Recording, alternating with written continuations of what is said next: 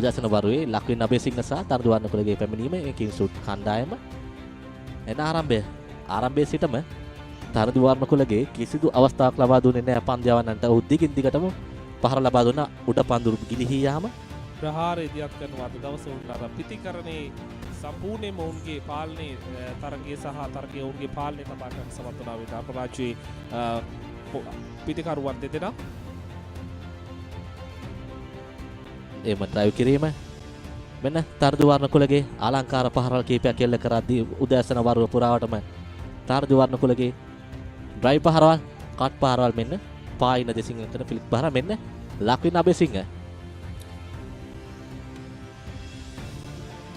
අලංකාර පහරවල් එල්ල කරා විශේෂයෙන් මොවුන් දෙදෙනාගේ තාක්ෂණය පරිපූර්ණ ස්ථානගත කිරීම මෙන්න වර්ණකුලගේ එල්ල කරන ලද විශාල පහරවල් කිසිදු අවස්ථාවක් ලබා දුන්නේ නැහැ. දඟ පන්දියවන්නේ පන්දියවුවත්, වේග පන්දියවන්නේ පන්දියවුවත් කිසිම සමාවක් හිමුනේ නැහැ. හැමෝටම එකම ප්‍රතිකාරය තමයි හම්බුනේ මේ පිටිකරුවන් දෙදෙනාගේ.